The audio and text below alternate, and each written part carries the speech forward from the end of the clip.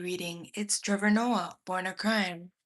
Stories from a South African childhood, adapted for young readers. I want to remind everybody that I do appreciate it if you leave me a thumbs up, if you subscribe. If you subscribe, you'll be able to see me again. If you leave me a thumbs up, a comment, or subscribe, all of those things will help my channel thrive and I will be able to continue doing this. If you want to send me a super chat or any type of tips, that is also appreciated as I do this pretty much for free. Let's get going. Let's see. Today we are going to read chapter 4.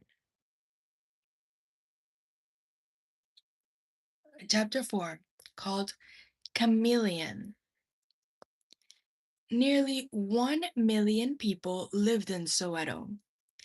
99.9% of them were black. And then there was me. I was famous in my neighborhood just because of the color of my skin. I was so unique, people would give directions using me as a landmark. The house of Makalimas, the house on Makalima Street. At the corner, you'll see a light skinned boy. Take a right there. Whenever the kids in the street saw me, they'd yell, Indoda Yumlungu, the white man. Some of them would run away. Others would call out their parents to come look. Others would run up and try to touch me to see if I was real. It was pandemonium. What I didn't understand at the time was that the other kids genuinely had no clue what a white person was. Black kids in the township didn't leave the township. Few people had televisions. They'd seen the white police roll through, but they'd never dealt with a white person face to face, ever. As a kid, I understood that people were different colors, but in my head, white and black and brown were like types of chocolate.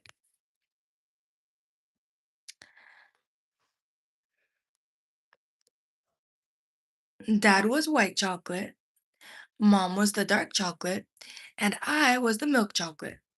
But we were all just chocolate. I didn't know any of it had anything to do with race.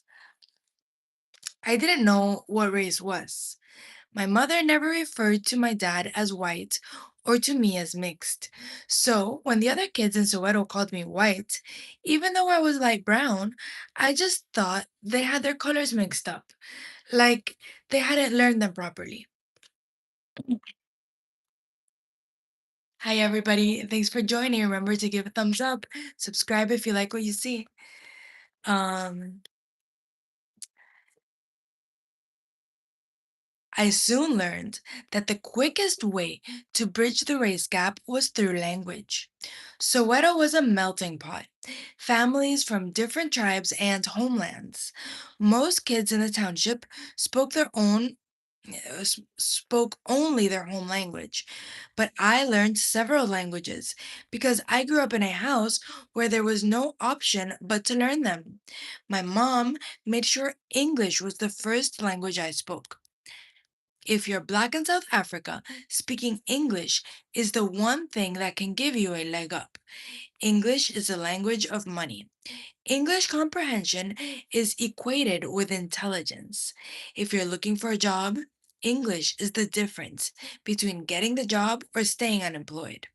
If you're standing on the dock, English is the difference between getting off with a fine or going to prison. After English, Xhosa was what we spoke around the house. When my mother was angry, she'd fall back on her home language. As a naughty child, I was well versed in Xhosa threats. They were the first phrases I picked up, mostly for my own safety. Phrases like, Ndisa rubeta ent loco, I'll knock you upside the head, or Sidenje ndindi Somtuana. You idiot of a child. It's a very passionate language. Outside of that, my mother picked up different languages here and there. She spoke German because of my father. She spoke Afrikaans because it is useful to know the language of your oppressor. Soto was she learned in the streets. Living with my mom, I saw how she used language to cross boundaries, handle situations, navigate the world. We were in a shop once, and the shopkeeper, right in front of us, turned to his security guard and said in Afrikaans, Volg die zwartes net no stil nuleits. Follow those blacks in case they steal something. My mother turned around and said in beautiful, fluent Afrikaans, Hoe kom volg nje ni die zwarte zodat je hulem ka. Help kri warna hule sokenye? Why don't you follow these blacks so you can help them find what they're looking for? Ak Jaman, he said, apologizing in Afrikaans. Then, and this was the funny thing, he didn't apologize for being racist. He merely apologized for aiming his racism at us. Oh, I'm so sorry, he said. I thought you were like the other blacks. You know how they love to steal. Oh my goodness. I learned to use language like my mother did. I would simulcast, give you the program in your own tongue. I'd get suspicious looks from people just walking down the street. Where are you from? They'd ask. I'd reply in whatever language they'd addressed me in, using the same accent that they used. There would be a brief moment of confusion, and then the suspicious look would disappear. Oh, okay. I thought you were a stranger. We're good then. It became a tool that served me my whole life. One day, as a young man, I was walking down the street, and a group of Zulu guys was walking behind me, closing in on me, and I could hear them talking to one another about how they were going to mug me. Asimbabe leauti yamlungu, fuma nangamfa, mina ngonsi kwa muka, ngwamuva kwavwe. Let's get this white guy. You got his left, and I'll come up from behind. I didn't know what to do. I couldn't run, so I just spun around real quick and said, Godwa befwebte jingani singabele Zimbabwe umuntu inkunsi asenzi mina ningundile. You guys, why don't we just mug someone together? I'm ready. Let's do it. So I'm gonna take a break right here. Um, Hi Christina. This is me reading the chapter 4 of It's Trevor Noah, Born a Crime. It's an autobiographical book of Trevor Noah. He's a comedian. So the book is really funny. And it's really cool too. Hi Nelson. Hi Kim Folk. Oh my god, thanks for joining me. All right. Um I also wanted to say, sorry, I don't know how to speak Zulu or any of these African languages, but I'm doing my best, right? So they looked shocked for a moment, and then they started laughing. Oh, sorry, dude. We thought you were something else. We weren't trying to take anything from you. We were trying to steal from white people. Have a good day, man. They were ready to do me violent harm until they felt we were part of the same tribe. And then we were cool. That and so many other smaller incidents in my life made me realize that language, even more than color, defines who you are to people. I became a chameleon. My color didn't change, but I could change your perception of my color. I didn't look like you, but if I spoke like you, I was you. As apartheid was coming to an end, South Africa's elite privilege, oh, excuse me. As apartheid was coming to an end, South Africa's elite private schools started accepting children of all colors. My mother's company offered scholarships for underprivileged families, and she managed to get me into Maryvale College, an expensive private school. Oh, excuse me, an expensive private Catholic school. Classes taught by nuns, mass on Fridays, the whole bit. And I started preschool there when I was 3, primary school when I was 5.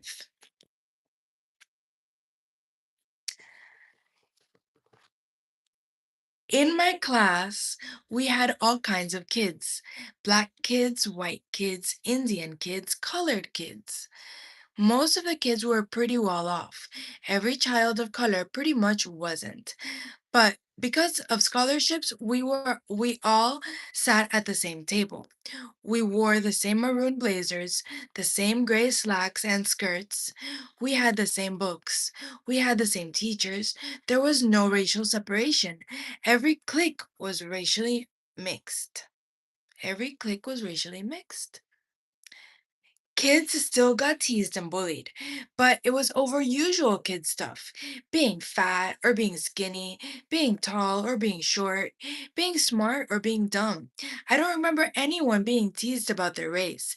I didn't learn I didn't learn to put limits on what I was supposed to or not like. I had a wide berth to explore myself. I had crushes on white girls. I had crushes on black girls. Nobody asked me what I was. I was Trevor. It was a wonderful experience to have. But the downside was that it sheltered me from reality. Maryvale was an oasis that kept me from the truth, a comfortable place where I could avoid making a tough decision. But the real world doesn't go away. Racism exists. People are getting hurt, and just because it's not happening to you doesn't mean it's not happening. And at some point, you have to choose black or white. Pick a side. You can try to hide from it. You can say, "Oh, I don't pick sides." But at some point, life will force you to pick a side. At the end of grade 6, I left Maryville to go to H.A. Jack Primary, a government school. I had to take an aptitude test before I started, and based on the results of the test, the school counselor told me, "You're going to be in the smart class, the A classes." I showed up the first day of school and went to my classroom. Of the 30 or so kids in my class, almost all of them were white. There was one Indian kid, maybe one or two black kids, and me. Then recess came. We went out on the playground, and black kids were everywhere. It was an ocean of black, like someone had opened the tap and all the black had come pouring out. I was like, where were they all hiding? The white kids I'd met that morning, they went in one direction. The black kids went in another direction, and I was left standing in the middle, totally confused. I did not understand what was happening. I was 11 years old, and it was like I was seeing my country for the first time. The townships you don't In townships you don't see segregation because everyone is black. In the white world, anytime my mother took me to a white church, we were the only black people there, and my mom didn't separate herself from anyone. She didn't care. She'd go right up and sit with the white people. And at Maryvale, the kids were mixed up and hanging out together. Before that day, I had never seen people being together and yet not together, occupying the same space, yet choosing not to associate with each other excuse me, occupying the same space, yet choosing not to associate with each other in any way. In an instant, I could feel how the boundaries were drawn. Groups moved in color patterns across the yard, up the stairs, down the hall. It was insane. I looked over at the white kids I'd met that morning. 10 minutes earlier, I'd thought it was a school where they were the majority. Now I realized how few of them there actually were.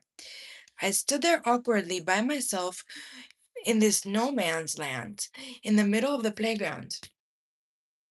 Luckily, I was rescued by the Indian kid from my class, a guy named Thisan Pillay. Thisan was one of the few Indian kids in school, so he noticed me, another obvious outsider, right away. He ran over to introduce himself. Hello, fellow anomaly. You're in my class. Who are you? What's your story? We started talking and hit it off. He took me under his wing, the artful dodger to my bewildered the artful dodger to my bewildered Oliver.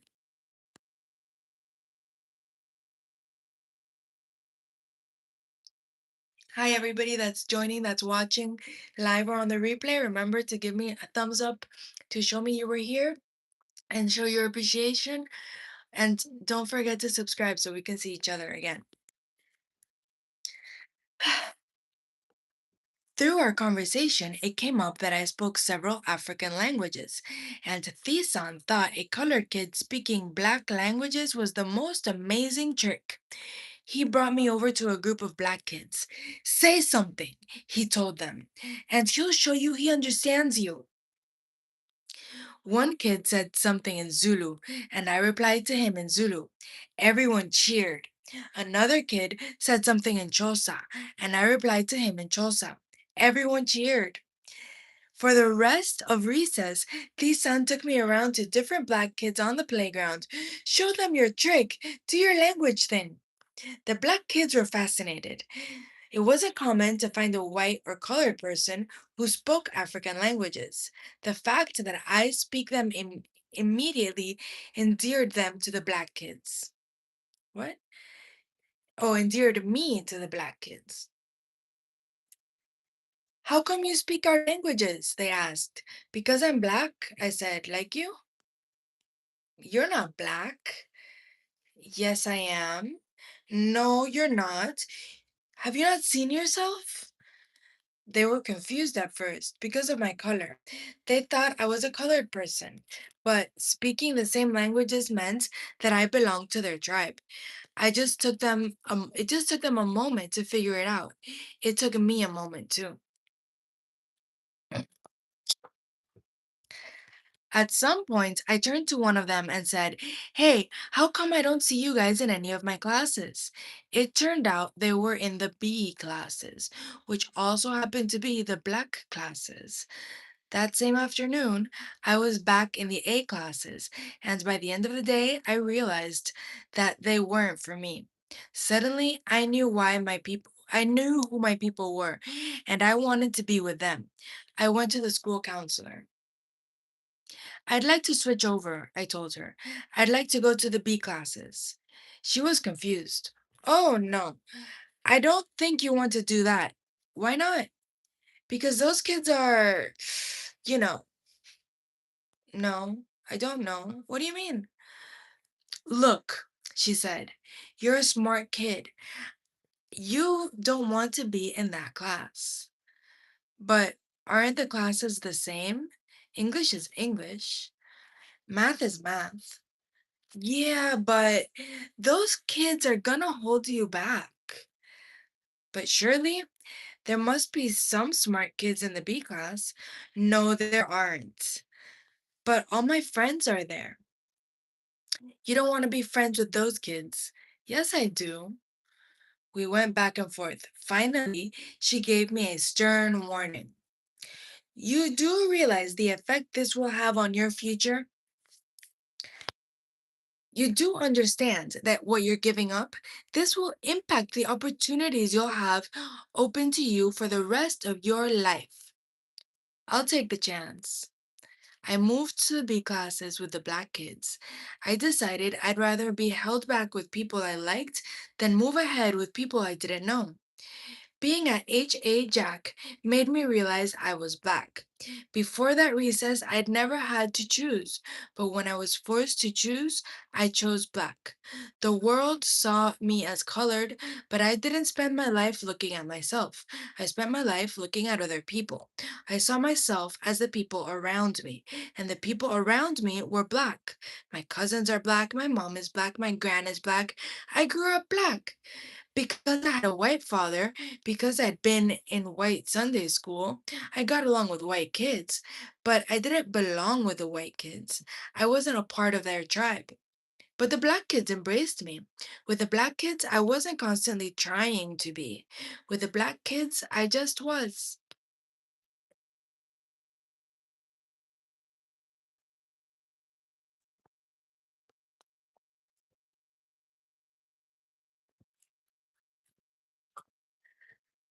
And that is the end of that chapter. Thank you, Lowery.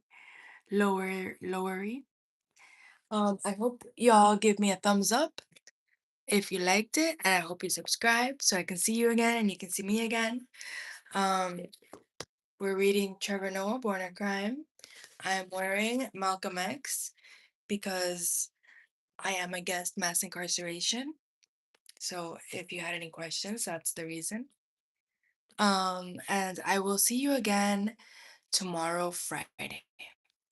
Yeah, we're gonna read chapter 5. Oh wait, no, I'm not even done. Oh my goodness. Well, the story is over, but there's another part of the chapter. So let's finish this one more page and then tomorrow's chapter 5. So let's finish chapter 4. Before apartheid, any black South African who received a formal education was likely taught by European missionaries, foreign enthusiasts eager to Christianize and westernize the natives. In the mission schools, Black people learned English, European literature, medicine, the law. It's no coincidence that nearly every major Black leader of the anti apartheid movement, from Nelson Mandela to Stephen Biko, was educated by the missionaries. A knowledgeable man is a free man, or at least a man who longs for freedom. The only way to make apartheid work, therefore, was to cripple the Black mind. Under apartheid, the government built what became known as Bantu schools. Bantu schools taught no science, no history, no civics. They taught metrics and agriculture, how to count potatoes, how to pave roads, chop wood, till the soil. It does not serve the Bantu to learn history and science because he is primitive, the government said. This will only mislead him, showing him pastures in which he is not allowed to graze. To their credit, they were simply being honest. Why educate a slave? Why teach someone Latin when his only purpose is to dig holes in the ground? Mission schools were told to conform to the new curriculum or shut down. Most of them shut down, and Black children were forced into crowded classrooms in dilapidated schools, often with teachers who were barely literate themselves. Our parents and grandparents were taught with little sing-song lessons, the way you teach a preschooler shapes and colors. My grandfather used to sing the songs and laugh about how silly they were. 2 times 2 is 4. 3 times 2 is 6. La la la la la. We're talking about full grown teenagers being taught this way for generations. What happens with education in South Africa offers a neat comparison of the two groups of whites who oppressed us, the British and the Afrikaners. The difference between British racism and Afrikaner racism was that at least the British gave the natives something to aspire to. If they could learn to speak correct English and dress in proper clothes, if they could anglicize, and civilize themselves, one day they might be welcome in society. The Afrikaners never gave us that option. Heck. Tomorrow we're going to read chapter 5, The Second Girl. All right? I hope to see you again tomorrow or the next time that you're able to come back. Hopefully, my friend Nelson will come back. Um,